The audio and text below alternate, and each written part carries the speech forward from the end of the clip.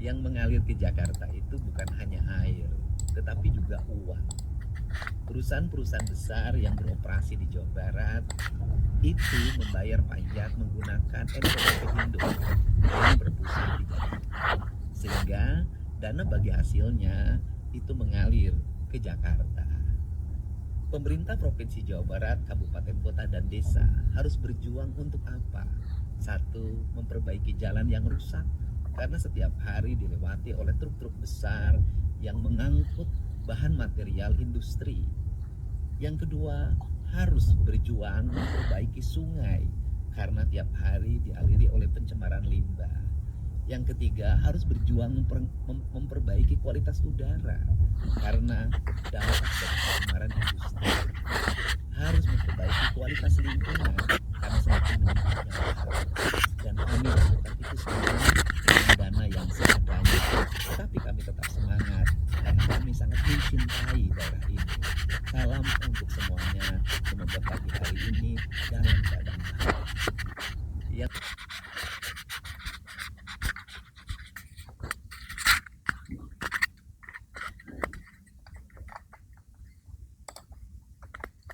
Oke, kita baca komennya. Ekonomi paling penting, tapi percuma kalau infrastrukturnya bagus, tapi kalau rakyat kelaparan ya mau gimana? Apa sih? Ya nggak bisa begitu juga tuh keles. Nah, nanti Mulyono masih kene dengan Mulyono. Aing setuju dengan Kang Deddy, mending kasih aja Bogor, Bekasi ke Jakarta daripada pusing uangnya ke Jakarta, mending langsung aja dikasih urusin sekalian. Oh, iya, karena uangnya ada di situ juga kan. Apa namanya? Ada di situ apa? Uangnya kan dari Jakarta juga, nak. Apain dari Jakarta ke Bogor kalau misalkan disuruh balik lagi? Udah, ya kan? Wah, dasar emang. Oke, next. Di mana-mana banjir. Oke, loba zona hijau jadikan perumahan. Tindakan anak. Tindakan tuh yang dari kemarin nyantuk baik tuh gimana? Eh, Saran saja, pintu air Katulampa dibuka saja semua, karena jika tidak ingin memberi tidak boleh setengah-setengah. Iyalah, Jakarta mah menimbung disalahkan. Iya, yang Jawa Barat kebagian residunya doang anjir. No, Gunung Salak di Jenderal Panglok. Ya, baik. Ya, Pramono menghampiri hitamkan daerah lain. Ya, mantap. Oke, kantor di Jakarta, pabriknya di luar Jakarta. Iya, cuma kebagian residunya doang. Bupati Bekasi, Oke, Wali next. Kota Bekasi, Bupati Kerawang terus bergerak melakukan normalisasi sungai, merehabilitasi lahan kritis, melakukan tindakan-tindakan pelarangan terhadap alih fungsi lahan. Buat Wali Kota Bekasi dan Bupati Bekasi serta Bupati Kerawang, berdasarkan analisis yang saya lakukan bahwa daerah-daerah yang sudah dinormalisasi sungainya ternyata tidak banjir, dan daerah yang belum dilakukan normalisasi masih terjadi banjir. Untuk itu teruslah bergerak, jangan pernah ragu, lakukan upaya-upaya ekstra untuk mengembalikan kembali fungsi sungai, mengembalikan kembali fungsi rawa, mengembalikan kembali fungsi danau, mengembalikan kembali fungsi sawah dan daerah resapan airnya, agar usaha kita itu secara perlahan dan malah dibikin bangunan anjir. Betul. Pinggir-pinggiran sungainya. Hari ini belum 100% Parah itu. berhasil. Tetapi setidaknya bahwa apa yang kita lakukan sudah memiliki dampak bagi penanganan banjir di wilayah-wilayah yang selama ini menjadi langganan banjir. Untuk itu saya menyampaikan juga ucapan permohonan maaf kepada masyarakat yang masih ada banjir di daerahnya, dan kami akan terus memberikan layanan yang terbaik untuk menyelesaikan seluruh problem itu. Tetapi juga perlu kami informasikan, daerah-daerah yang terjadi banjir banyak menimpa perumahan-perumahan yang satu, posisinya lebih rendah daripada sungai. Yang kedua, banyak perubahan alih fungsi. Yang tadinya sawah, yang tadinya rawa, yang tadinya danau berubah menjadi perumahan sehingga banjir terjadi. Untuk itu semoga seluruh langkah yang dilakukan oleh pemerintah dengan masyarakat bisa memberikan hasil yang terbaik bagi kepentingan dan kenyamanan masyarakat. Dan tidak lupa saya sampaikan, mohon tidak buang lagi sampah di sembarangan tempat. Kelola dengan baik, apalagi dibuang sampah ke sungai. Kenapa? Anda yang membuang, orang lain yang menuai bencananya. Salam hormat. Nah, itu yang penting. Semua. Mari bekerja. Itu yang penting. Untuk kebaikan lingkungan. Buat Bupati dan Pak Wali Kota harus berani merapikan Cihamplas. Mantap. Karena kalau lewat ke situ jalannya menyempit dan bau hasum. Betul nggak Pak Wali? Ya kira-kira langkung gitu. Kapan itu kira-kira bisa bersih? Sekarang sedang dibereskan dia kamennya dulu sambil kita proses administrasi. Tapi berani kan? Berani aku Pak. Berani juga. Nah. Tapi jangan. Aduh, banyak banget masa lalunya. Pergantian nami. Aduh. Sakit. Ayeuna. Yap. Rame ide ngabongkar teras Cihamplas. Gitu. Ang Dedi daripada gaduh ide ngaganti nami atau ngabongkar aset mending Kang Dedi ngabangun gitu. Kan lah masalah teras Cihamplas mah eta urusana kelurahan.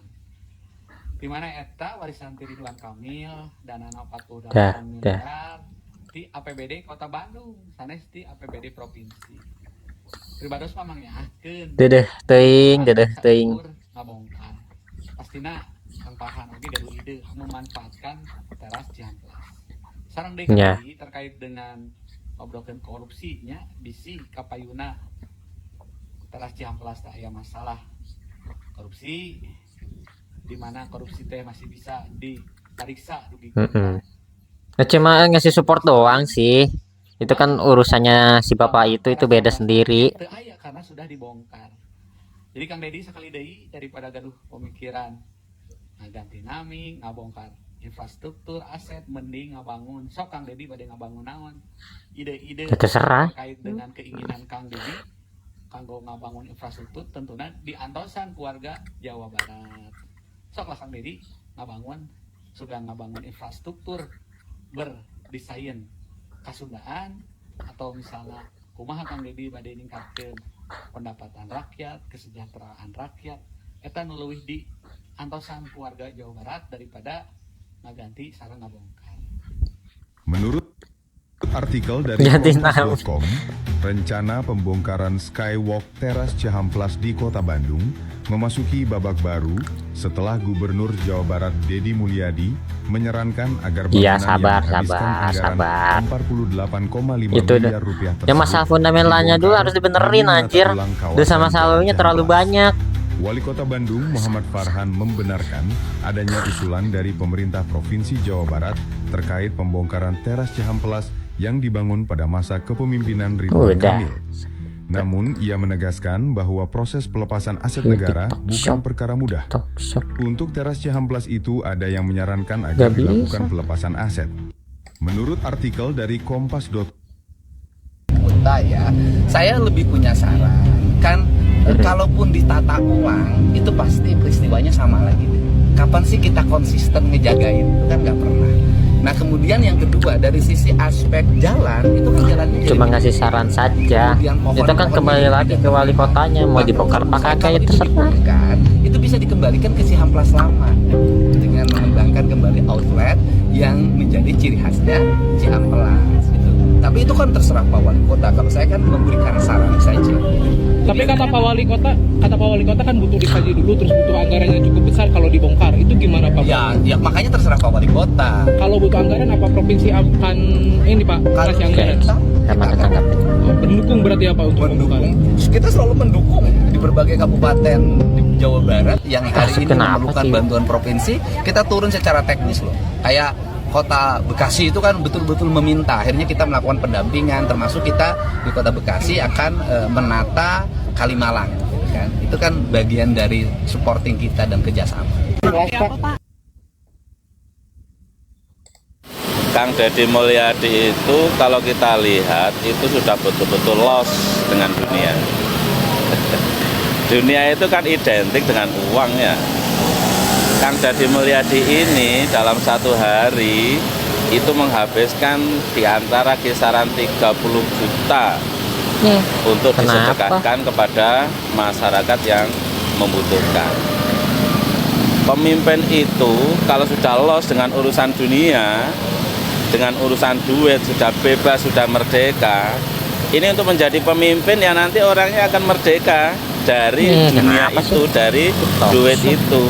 Waktu, tenaga, pikirannya akan full dimaksimalkan untuk kepentingan kemajuan, kemakmuran, kesejahteraan rakyatnya. Coba dong diperhatikan omongan saya ini nanti benar apa enggak.